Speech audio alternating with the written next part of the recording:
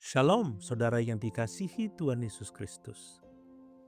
Hari ini kita melanjutkan Ulangan pasal 6. Setelah Musa mengajarkan perintah terbesar, yaitu mengasihi Tuhan dengan segenap hati, kini ia memberikan sebuah peringatan yang sangat relevan bagi setiap orang percaya.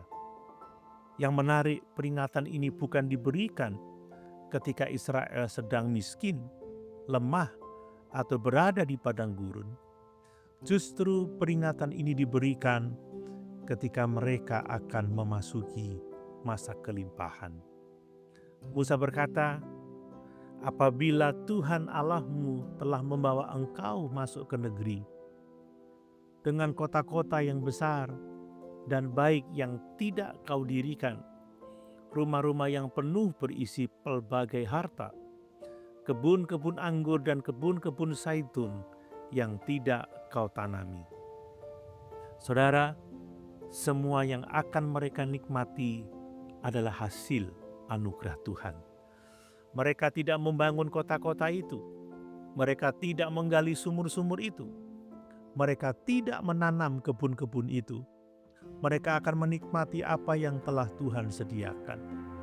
Lalu Musa memberikan satu peringatan yang sangat singkat, tetapi sangat serius. Maka berhati-hatilah supaya jangan engkau melupakan Tuhan. Perhatikan baik-baik, Musa tidak berkata, berhati-hatilah ketika kamu menderita. Ia berkata, berhati-hatilah ketika kamu diberkati.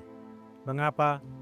Karena seringkali penderitaan justru membawa manusia mendekat kepada Tuhan. Tetapi kelimpahan dapat membuat manusia perlahan-lahan menjauh darinya. Saudara, ketika hidup sedang sulit, doa menjadi sungguh-sungguh. Firman Tuhan terasa sangat berharga. Ibadah menjadi kebutuhan. Namun ketika hidup mulai nyaman, muncul bahaya yang halus. Kita mulai merasa mampu mengatur hidup sendiri. Doa menjadi singkat. Firman mulai diabaikan. Ketergantungan kepada Tuhan mulai berkurang.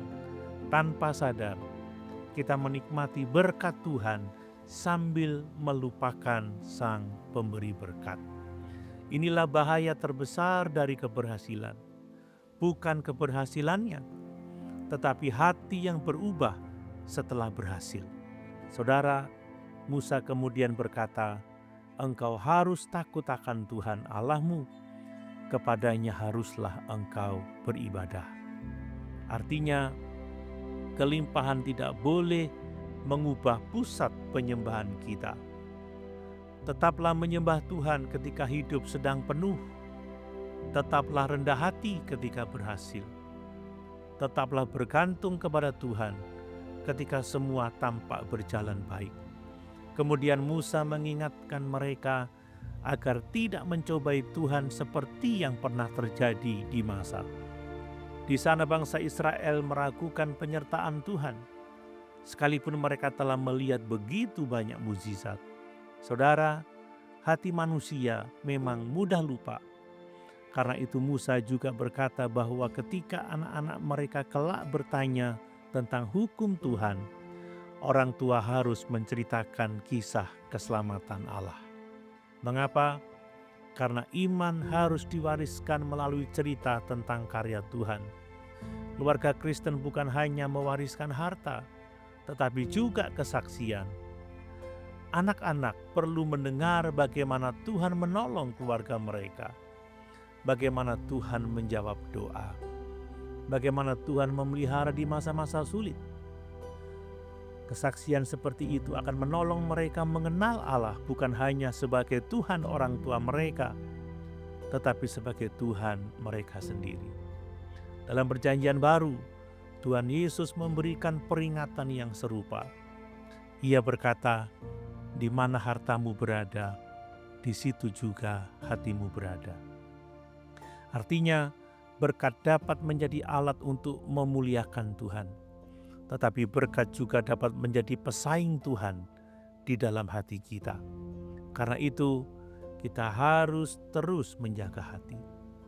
Renungan hari ini menegaskan, ujian terbesar iman seringkali bukan ketika kita kekurangan, tetapi ketika kita hidup dalam kelimpahan. Orang yang dewasa secara rohani tetap rendah hati, tetap bersyukur, dan tetap bergantung kepada Tuhan, baik dalam kekurangan maupun dalam kelimpahan. Pertanyaan refleksi bagi kita. Apakah berkat yang Tuhan berikan membuat kita semakin dekat kepadanya, atau justru membuat kita semakin mandiri tanpa Tuhan? Apakah keluarga kita sering menceritakan karya Tuhan kepada generasi berikutnya? Mari kita berdoa. Bapa yang penuh kasih, terima kasih karena semua yang kami miliki berasal dari tangan-Mu. Ampuni kami jika kami pernah menikmati berkat-Mu, tetapi melupakan Engkau. Jagalah hati kami agar tetap rendah hati ketika berhasil, tetap bersyukur ketika diberkati, dan tetap bergantung kepadamu dalam setiap musim kehidupan.